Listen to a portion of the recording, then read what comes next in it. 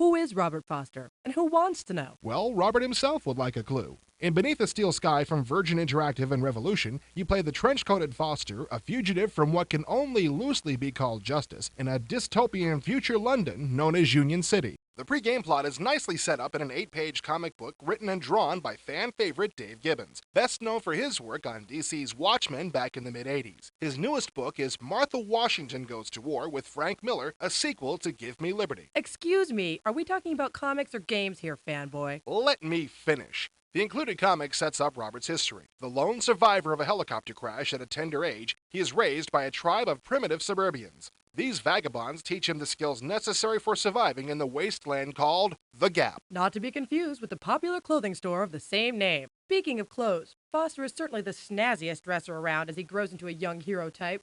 One of the skills he develops is robotics. He constructs a wisecracking sidekick named Joey, who could probably use a quick kick in the side given some of his dialogue in the game. Oh, come on. Joey was adorable. A mentor and helper not unlike Jiminy Cricket in Disney's Pinocchio. Yeah, right. Jiminy Cricket with a welding torch and an attitude. So one critical day, a helicopter full of shock troops disrupts this pastoral life to supposedly take Robert home again. But history repeats for our hero. The copter crashes into the city and the game starts off with a bang. Literally. Nice segue. As Foster, you are desperately trying to make sense of this new environment. All you start off with is the circuit board containing Joey's main intelligence and one angry security guard hot on your heels.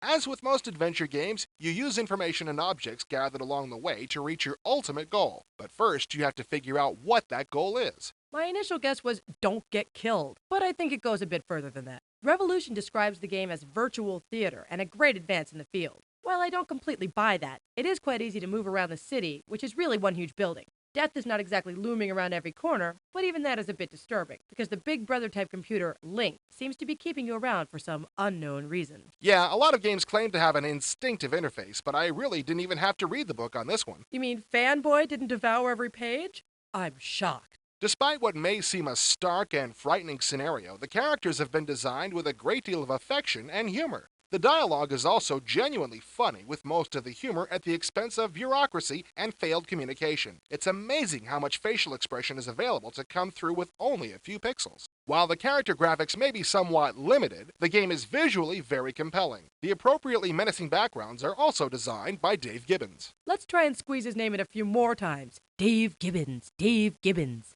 Look, we have to be nice to him. He was very eager to discuss his collaboration with game designer Charles Cecil in a recent IE phone interview. Charles Cecil. Charles Cecil. I've always been very interested in development, comics obviously, and in other media. And I have a son who is now 14 who plays a lot of games, and it was an area that seemed interesting. So when Charles made the offer, I was quite interested to have a try. I think that the real fun is going to lie a bit further down the road when we get over our initial sort of gosh wow thing and just take it on board as another medium of expression. And I think interactive games will attract people from other media, and I just can't wait to see the kind of games that are going to be around in 10 years' time. They might not even seem like games, they might seem like, I don't know, like life. While Beneath the Steel Sky is nothing like life, it does have a very involved and interesting story, and a lot of entertaining characters to chat with. And some stunning visuals. I know, by Dave Gibbons. Honestly, folks, you don't have to be a comic book maniac to enjoy this game. But it doesn't hurt. While we play the European version, America will soon be treated to a CD-ROM version complete with full digitized speech. Dave also mentioned that plans are in the works for a sequel.